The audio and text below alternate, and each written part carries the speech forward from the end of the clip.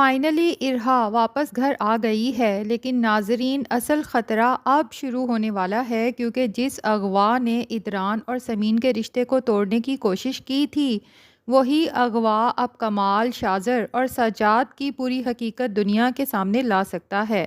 اور سب سے خطرناک بات یہ ہے کہ ادران کے گھر میں بیٹھا ہوا دشمن ابھی تک سب کی نظروں سے چھپا ہوا ہے۔ کیا کمال اب بچ پائے گا یا اس کی اپنی سازش اس کے گلے کا پھندا بننے والی ہے؟ آئیے دیکھتے ہیں اگلی قسط میں کیا ہونے والا ہے۔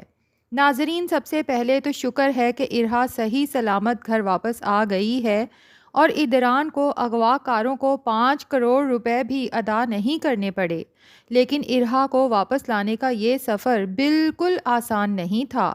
جب ادران اپنی بیٹی کو لینے وہاں پہنچتا ہے اور اس کے چہرے پر تھپڑ کے نشان دیکھتا ہے تو اس کا غصہ بے قابو ہو جاتا ہے۔ اغوا کاروں نے وعدہ کیا تھا کہ ارہا کو کوئی نقصان نہیں پہنچائیں گے، لیکن اپنی بیٹی کی حالت دیکھ کر ادران سب کچھ بھول جاتا ہے اور اکیلا ہی ان لوگوں سے مقابلہ شروع کر دیتا ہے۔ آخر کار ادران ارہا کو لے کر گھر پہنچتا ہے اور ادھر سمین جس لمحے ارہا کو اپنی آنکھوں کے سامنے دیکھتی ہے، اس کے جذبات دیکھنے والے ہوتے ہیں۔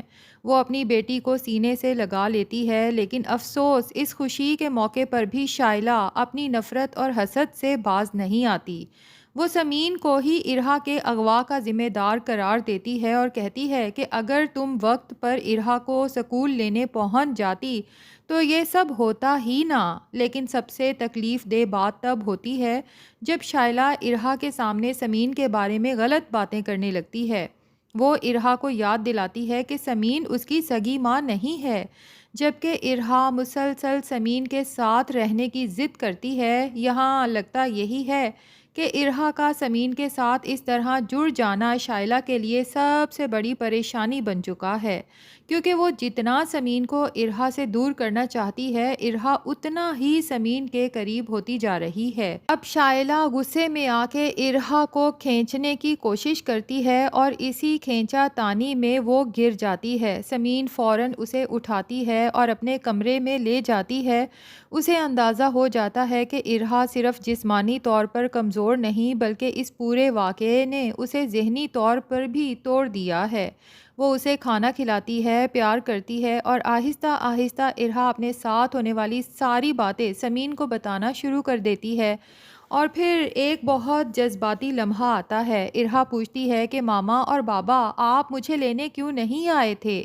سمین اسے سمجھاتی ہے کہ بابا تمہیں ڈھونڈ رہے تھے، بابا تم سے بہت پیار کرتے ہیں اور ماما بھی تم سے بہت محبت کرتی ہیں۔ اور ناظرین، ادران یہ سب باہر کھڑا سن رہا ہوتا ہے۔ یہ لمحہ شاید ادران کے لیے بہت بڑا ریئلائزیشن بن جاتا ہے۔ اسے احساس ہوتا ہے کہ ارہا کے غم میں اس نے سمین کے ساتھ بہت زیادتی کی۔ جس عورت نے اس کی بیٹی کو اپنی بیٹی سمجھ کر پالا، اسی پر اس نے شک کیا۔ اسی لیے ادران سمین کے لیے ڈائمنڈ کا سیٹ لے کر آتا ہے اور اپنے ہاتھوں سے اسے پہناتے ہوئے معافی بھی مانگتا ہے۔ وہ سمین کو بتاتا ہے کہ ارہا کی گمشدگی کے صدمے میں وہ اپنا غصہ کنٹرول نہیں کر سکا اور بلا وجہ سمین کو تکلیف پہنچا دی، اور یہاں سمین بھی ادران کو سمجھتی ہے۔ مجھے لگتا ہے کہ اس وقت دونوں کے درمیان پیدا ہونے والی غلط فہمی کافی حد تک ختم ہو جائے گی اور ان کا رشتہ پہلے سے بھی زیادہ مضبوط ہو سکتا ہے۔ لیکن ناظرین، مسئلہ یہ ہے کہ ادران اور سمین کا رشتہ تو سنبھل رہا ہے، مگر ان کے دشمن ابھی خاموش نہیں ہوئے۔ سب سے زیادہ پریشانی تو کمال کو ہے، کیونکہ اس نے اتنا بڑا منصوبہ بنایا، ارہا کو اغوا کرایا، اتنا بڑا رسک لیا، لیکن آخر میں اس کے ہاتھ کچھ بھی نہیں آیا۔ اب اسے سب سے زیادہ ڈر پولیس انویسٹیگیشن کا ہے۔ کمال جانتا ہے کہ اگر ادران اور غیور ملک نے پولیس کو مکمل طور پر شامل کر لیا تو سجاد، شاذر اور آخر کار وہ خود بھی پکڑا جا سکتا ہے۔ اسی لیے کمال اب ایک نئی چال چلے گا۔ وہ شائلہ کو استعمال کرنے کی کوشش کرے گا تاکہ گھر والے پولیس کو روکیں، اور اس سے بھی خطرناک بات یہ ہے کہ وہ شائلہ کے ذہن میں سمین کے خلاف ایک نیا شک ڈال رہا ہے۔ کمال شاید یہ ثابت کرنے کی کوشش کرے کہ ارہا کے اغوا کے پیچھے دراصل سمین کا بھی ہاتھ ہو سکتا ہے اور شائلہ پہلے ہی سمین کے خلاف ہے، اس لیے کمال کے لیے اسے گمراہ کرنا بہت آسان ہو سکتا ہے۔ لیکن میرے خیال میں کمال کی سب سے بڑی غلطی یہی ہے کہ وہ شائلہ کو اپنے حق میں استعمال کر رہا ہے، کیونکہ جس دن شائلہ کو حقیقت معلوم ہوئی اسی دن وہ کمال کی سب سے بڑی دشمن بن سکتی ہے۔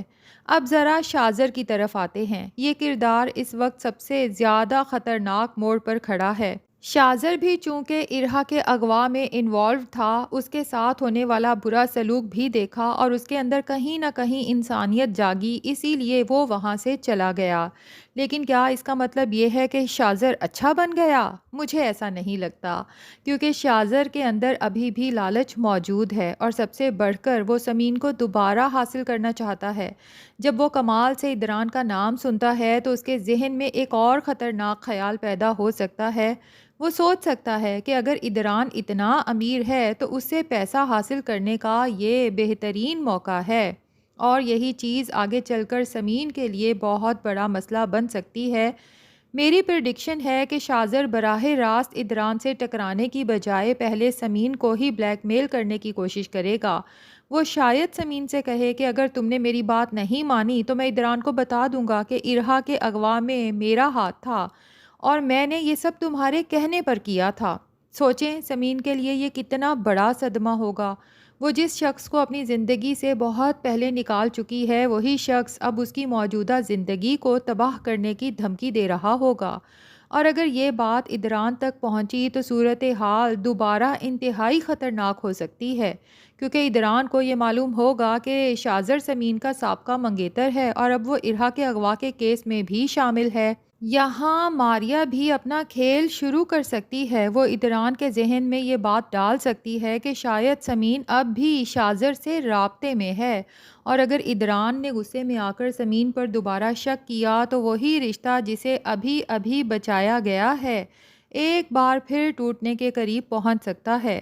لیکن ناظرین، یہاں اصل ٹویسٹ مجھے کچھ اور نظر آ رہا ہے۔